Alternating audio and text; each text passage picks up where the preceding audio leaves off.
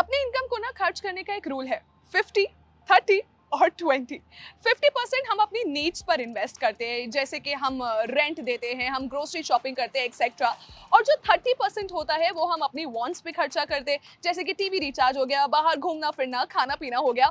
और 20% हमें strictly save और इन्वेस्ट करना चाहिए। एग्जैक्टली, क्योंकि ऐसा करने से आप अपने आप को फ्यूचर रेडी बना रहे होते हैं। यस, आप जब सेव करते हैं तब आप अपने बड़े बड़ी नीड्स को पूरा कर सकते हैं, जस्ट लाइक घर खरीदना। हाय, मेरा नाम है सोना और मेरे साथ है Vaibhav. Welcome to the show prime location. जी हाँ, प्राइम लोकेशन एक ऐसा शो जिसके थ्रू आप रियल एस्टेट की दुनिया को करीब से समझते भी हैं और जानते भी हैं। साथ ही साथ आपको रियल एस्टेट से जुड़े कई सारे सवालों के जवाब मिलते हैं और दूसरों के सवालों से और दूसरों के एक्सपीरियंसेस से आपको बहुत जरूरी इंफॉर्मेशन भी मिलती है। एंड साथ ही आपको मिलती हैं एक्सपर्ट एडवाइसेस। लेकिन इन सभी चीजों को शुरू करने से पहले जानते हैं सोना कि आज हमारे शो में आखिरकार क्या है। Let's go. आज हम जानेंगे प्री ईएमआई से जुड़ा एक वायरल सवाल का एक्सपर्ट जवाब। एंड ओपन करेंगे हमारी रियल एस्टेट की डिक्शनरी और जानेंगे कि क्या मतलब होता है एंकर टेनेंट का।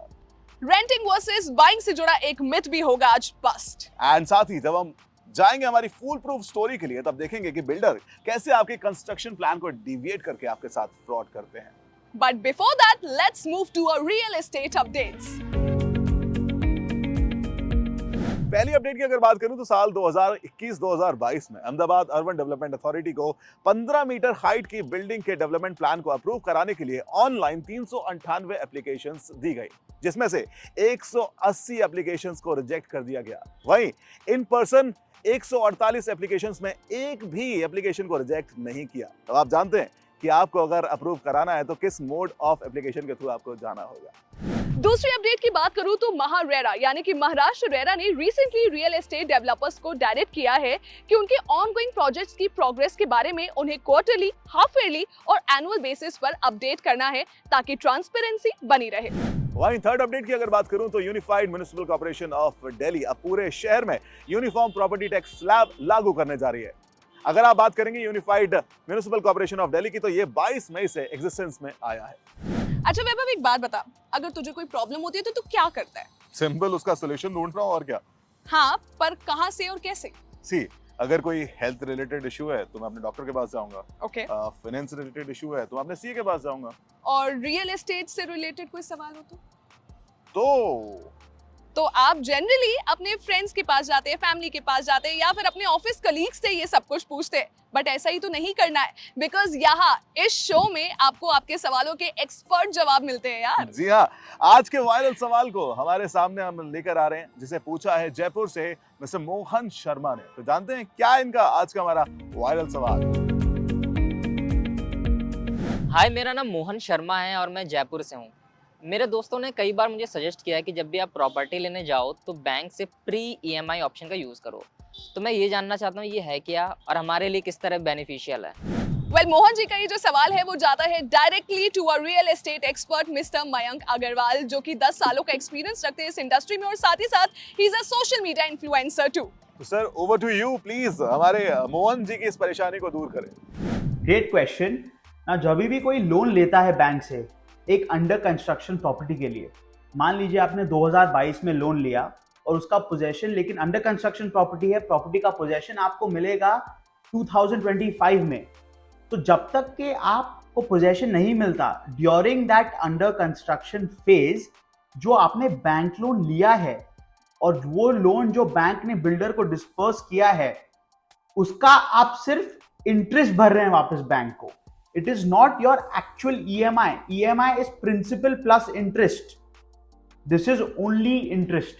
तो उसको बोलते हैं pre EMI interest till possession, जो आप भर रहे हैं बेसिकली। इट्स बेटर बिकॉज जब तक के पोजेशन नहीं है, अभी मान लीजिए अगर मैं प्रिंसिपल, अगर 1 करोड़ का लोन लिया है मैंने और अगर मैं 1 करोड़ के ऊपर इंटरेस्ट 10 लाख है, तो मैं वो 10 लाख भर रहा हूं divided by so many months, rather than वो एंटायर 1 करोड़ का अमाउंट अगर आप डिवाइड करेंगे with your tenure. So EMI is always more in quantity than just pre-EMI. So it's a little bit more easier. अगर मान लीजिए कोई रेंट पे, भाड़े पे रह रहा है, he can't afford EMI plus rent at the same time. So that is why it's easier for him to afford rent and pre-EMI. Wow, that's amazing. Thank you so much, sir. कितना मतलब आसानी से आपने इसे समझाया। Thank you so much for this. That is absolutely right. साथ ही साथ अगर आपका कोई सवाल है सो व्हाट्सएप करिए ना 9506 104 104 पर। यार वैभव, एक टर्म ना मेरे को बहुत परेशान कर रहा है। कौन सा term? What is anchor tenant? To be very honest, मुझे भी कोई आइडिया नहीं है कि आखिरकार ये क्या होता है, but we have a special dictionary, real estate dictionary, जहां पर ऐसी टर्मिनोलॉजीज के ना आंसर आपको मिल जाते हैं। So let's open that real estate की special dictionary. Anchor tenants. Anchor tenants ऐसे departments, variety chain store, supermarkets होते हैं जिन्हें किसी नए मॉल में की लोकेशन पर लोकेट किया जाता है, यानी कि इंट्रोड्यूस किया जाता है। इससे होता क्या है कि भाई जो जनता होती है वो इनको देखकर मॉल के पास आती है, और जनता को देखकर आते हैं वो रिटेल स्टोर्स, वो ब्रांड्स जो इस मॉल में दुकान लीज पर लेना चाहते हैं। जितना बड़ा शॉपिंग मॉल होता है उतने ही ज्यादा एंकर टेनेंट्स की रिक्वायरमेंट होती है। इन एंकर टेनेंट्स से प्रायर पर एग्रीमेंट साइन करवाने के बाद ज्यादातर बैंक्स मॉल की कंस्ट्रक्शन को फाइनेंस करने के लिए रेडी हो जाते हैं। सो इन शॉर्ट, एंकर टेनेंट्स दो चीजों में बहुत मददगार साबित होते हैं। इनकी वजह से मॉल को लोन भी मिल जाता है और साथ ही साथ शॉप्स को ऑक्यूपाई करवाने में भी इनका बहुत बड़ा हाथ होता है। अच्छा सोना, आजकल देखने में आता है ना कि कई सारे लोग प्रॉपर्टी रेंट करना ज्यादा प्रेफर करते हैं then buying one. That is absolutely right Vaibhav. In fact आजकल के जो यंगस्टर्स हैं ना वो भी कुछ ऐसा ही सोचते हैं। इनफैक्ट आजकल इस पे वीडियोस और आर्टिकल्स भी काफी निकल रहे हैं। तो चलिए देखते हैं कि ये एक मिथ है या फिर सच है। Let's find it out. बिल्कुल। देखिए, जब आप बात करते हैं 4% की, तो इसको कैलकुलेट करने के लिए ना एक्सपर्ट्स ने बहुत सारे फैक्टर्स को ध्यान में रखा हुआ है। जैसे इस घर के ऊपर साल भर में मेंटेनेंस के ऊपर कितना खर्चा होगा, इस प्रॉपर्टी का टैक्स क्या होगा, साथ ही जो आपने होम लोन लिया हुआ है उसका ईएमआई कितना होगा, और जो आपने डाउन पेमेंट दिया उसका अप्रिसिएशन रेट क्या है, इन्फ्लेशन क्या है। ये सारे फैक्टर्स को ध्यान में रखकर ये 4% निकल कर आता है। अब आपको ख्याल ये रखना है कि आपका जो रेंटल यील्ड है वो 4% से कम है या ज्यादा। अगर कम होता है तो आपको उसको रेंट पर लेना चाहिए, और अगर ज्यादा होता है तो आप उस प्रॉपर्टी को खरीद कर रखना चाहिए। तो अब जरा ऐसे ना रियल लाइफ एग्जांपल्स के साथ समझते हैं, और एग्जांपल में लेते हैं हमारी दिल्ली। दिल्ली में अगर कोई एक प्रॉपर्टी है जिसकी कीमत है 1 करोड़ रुपए, जिसे आप रेंट पर लेते हैं और रेंटल इनकम आपकी निकल कर आती है 2,40,000 रुपए, और जब आप इसको कन्वर्ट करेंगे हमारी रेंटल यील्ड में तो ये निकल कर आएगा 2.4%। यानी कि अगर आप दिल्ली में कोई प्रॉपर्टी लेने के लिए जा रहे हैं तो वहां पर जो 4% का रूल है उसके हिसाब से ये उससे कम है, तो यहां पर आपको प्रॉपर्टी को रेंट करना चाहिए। इन जनरल अगर आप देखेंगे तो दिल्ली में जो रेंटल यील्ड निकल कर आता है तो 2.5% से 3.5% तक निकल कर आता है। तो यानी कि Delhi is a good place to renting a property, right.